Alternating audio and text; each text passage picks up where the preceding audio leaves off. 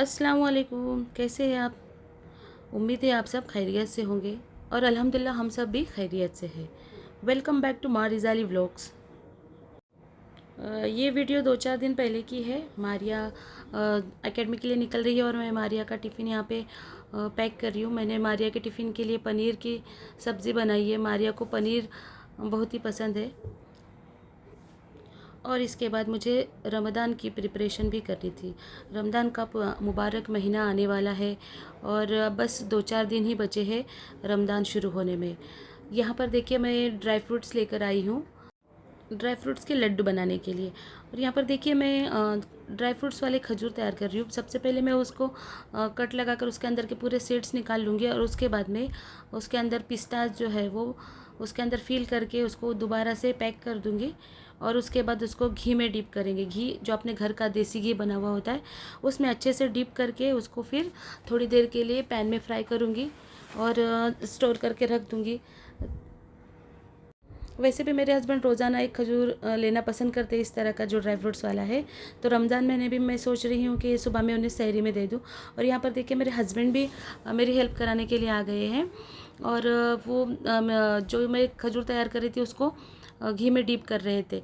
और साथ ही साथ वो मुझे बता रहे थे कि 2-2 चाँद गुज़र जाते हैं और सिर्फ 2 काली चीज़ें देखने को मिलती। एक तो काला खजूर और दूसरा काला पानी। तो मैंने पूछा काला पानी, काला खजूर तो समझ में आया, लेकिन काला पानी? तो उन्होंने कहा काला पानी मतलब भूख की शिद्दत इतनी होती थी कि जो पानी है वो भी काला नज़र आता था। और तुम्हें पता है ये सब किसने कहा है? तो मैंने कहा नहीं। तो बता रहे थे मुझे ये हमारे नबी अकरम सल्लल्लाहु अलैहि वसल्लम ने कहा है, जो दोनों जहानों के बादशाह थे। अगर वो चाहते तो उनके पास क्या नहीं होता, लेकिन उन्हें अपनी ज़िंदगी को हम सब के लिए एक सबक बनाना था, हम सब के लिए सीधा रास्ता बताना था। इसीलिए उन्होंने अपनी ज़िंदगी को बहुत ही सादा रखे। तो अल्लाह ताला हमें भी नेक हिदायत दे कि हम सब भी इसी तरह से रमज़ान में बहुत ही सादा रहे और जो खाना हम लोग इफ़्तार में बनाते हैं वो हमारी ज़रूरत के हिसाब से बनाए, उसको ज़ाया ना करें। और अगर ज़्यादा बन भी जाए तो किसी गरीब तक पहुंचाने की उसको कोशिश करें। अल्लाह ताला हम सबको नेक हिदायत दे कि रमज़ान में हम किसी भी चीज़ को, किसी भी ग़िज़ा को ज़ाया ना करें। कल ही मैं मुफ्ती एम कासमी का बयान सुन रही थी। वो बता रहे थे कि हम समझते हैं कि ये रमज़ान हमें ऐसे ही मिल गया, ऐसे ही नहीं मिला है। ये हम पर हमारे अल्लाह ताला का एहसान है, करम है कि वो हमें चाहते हैं कि हमें एक और रमज़ान मुबारक का मुबारक महीना नसीब हो और हमें इससे फ़ायदा उठाना चाहिए। हमें जितनी ज़्यादा से ज़्यादा हो सके उतनी इबादत करनी चाहिए, रोज़ों का एहतमाम करना चाहिए और कुरान शरीफ की ज़्यादा से ज़्यादा तिलावत करनी चाहिए और गुनाहों से बचने की कोशिश करनी चाहिए। जब भी रमज़ान महीना शुरू हो उससे एक दिन पहले आप सभी ये नियत कर लें कि हम तहज्जुद का सबसे पहले एहतमाम करेंगे। जो अल्लाह ताला ने हमें रमज़ान का मुबारक महीना नसीब फरमाया है वो उसका पूरा पूरा फ़ायदा उठाएंगे और उसके सभी रोज़े इंशाअल्लाह ताला हम लोग रखेंगे। रमज़ान महीने के एक रोज़े की इतनी अहमियत होती है कि अगर हम लोग सालों साल भी रोज़े नफिल रोज़े रखें तो इस रोज़े की पूरी कमी हम लोग पूरी नहीं कर सकते। इसलिए चाहिए कि हमें रमज़ान महीने के पूरे पूरे रोज़े रखें और गुनाहों से बचने की ज़्यादा से ज़्यादा कोशिश करें।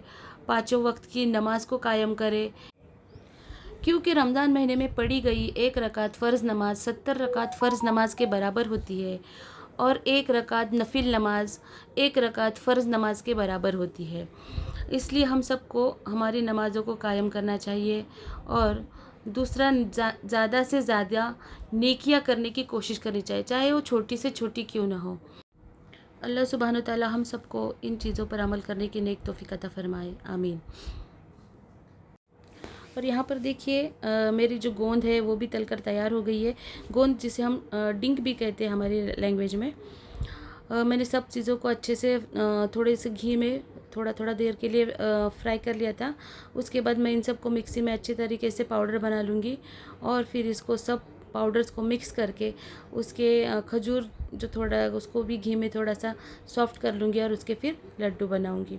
और यहाँ पर देखिए मेरा गाजर का हलवा भी बन रहा है एक तरफ, और एक तरफ मैं यहाँ पर लड्डू बना रही हूँ ताकि ये भी मैं बच्चों को और हस्बैंड को सहरी में दे सकूँ।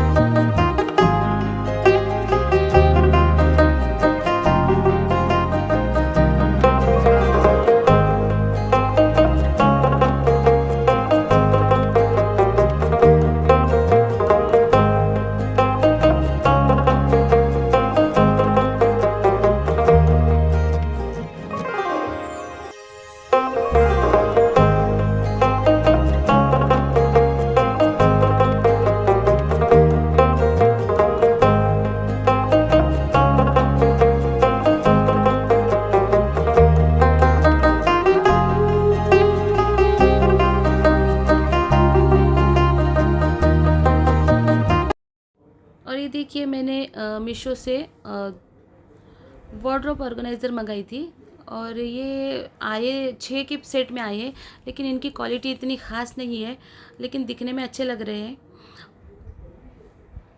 और अल्हम्दुलिल्लाह रमज़ान से पहले पहले मेरे घर की पूरी क्लीनिंग हो चुकी है।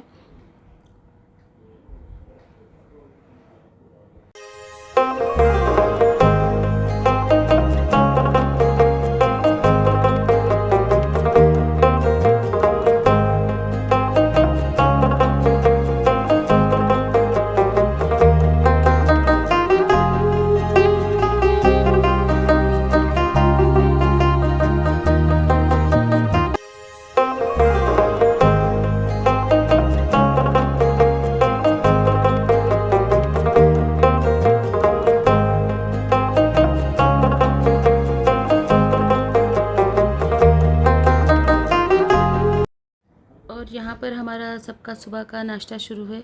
इन लोग को मैं चिकन जंगली, चिकन 65 बना कर दे रही थी, और यहाँ पर सब लोग नाश्ता कर रहे हैं।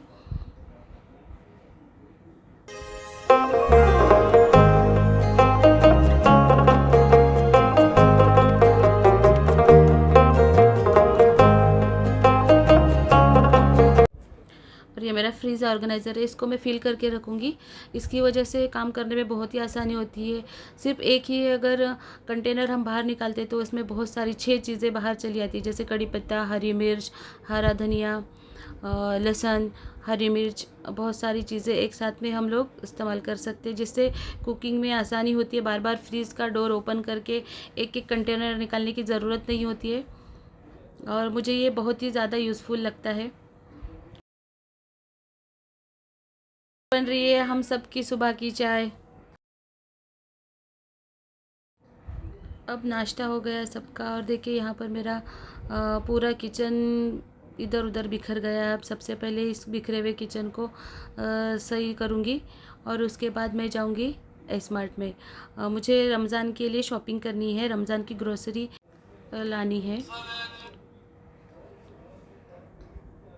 यहाँ पर देखिए ये रात के बर्तन हैं जो मेरी हाउस हेल्पर धो के चली गई थी। अभी इसे अपनी जगह पर लगाना है, और ये डाइनिंग टेबल भी अब सब कुछ फैल गया है, इसको भी सब ठीक करना है।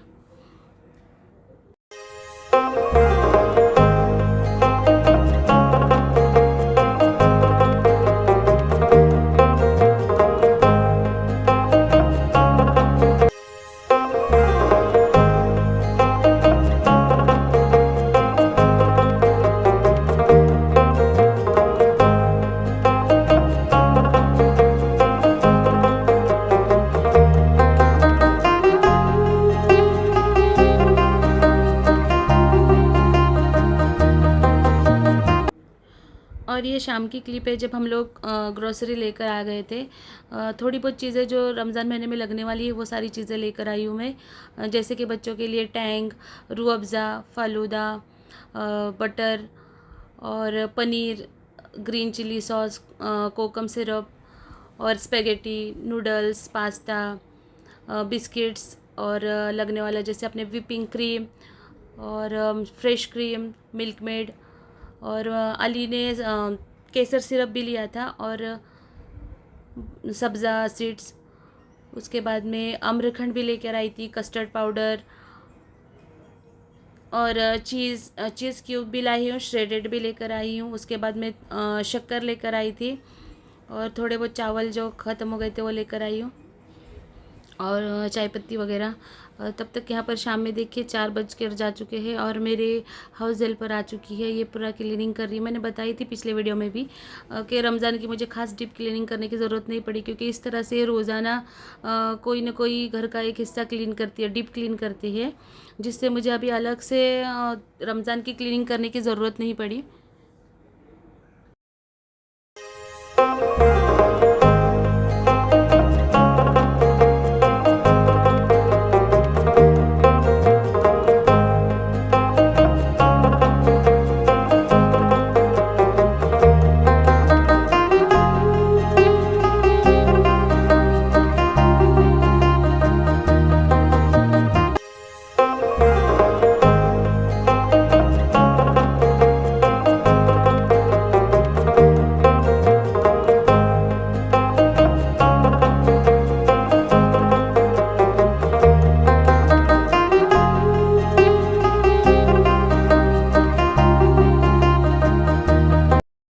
वहाँ पर ताई सफाई कर रही, तब तक मैं आ गई फ्रीज़ की क्लीनिंग करने के लिए। और देखिए पूरा फ्रीज़ का सामान जितना भी अंदर रखा हुआ था सब कुछ बाहर निकाल कर फ्रीज़ को पूरा खाली कर दी हूँ। उसके बाद मैंने विम जेल का सॉल्यूशन बना ली थी और उससे अच्छे तरीके से सॉफ्ट स्क्रबर के साथ फ्रीज़ को क्लीन करना शुरू कर दिया। वैसे फ्रीज़ मेरा बिल्कुल भी गंदा नहीं था, आप देख सकते हैं यहाँ पर देखिए बिल्कुल क्लीन है, कोई डीप क्लीनिंग की ज़रूरत नहीं थी। फिर भी मैंने सोचा कि एक बार रमज़ान से पहले पहले उसको अच्छे से डीप क्लीन कर लूँ, क्योंकि जब भी मंडे आती है हफ्ते में तो मैं फ्रीज़ को थोड़ा सफाई करने के बाद ही उसके अंदर जो भी अपने वेजिटेबल्स वगैरह है वो स्टोर करती हूँ। इस वजह से मेरा फ्रीज़ कुछ बिल्कुल भी गंदा नहीं हुआ है। दिखाए आप सब लोग देख सकते हैं यहाँ पर देखिए कैसे चमक रहा है, जैसे अभी क्लीन किया हुआ है। ये बिल्कुल भी मैंने क्लीन नहीं किया हुआ है, जैसे मैंने फ्रीज़ खाली की वैसे ही मैं आपको बता रही हूँ। बिल्कुल भी गंदा नहीं हुआ है। फिर भी मैं थोड़ा थोड़ा उसको विम जेल के साथ अच्छे से क्लीन कर ली।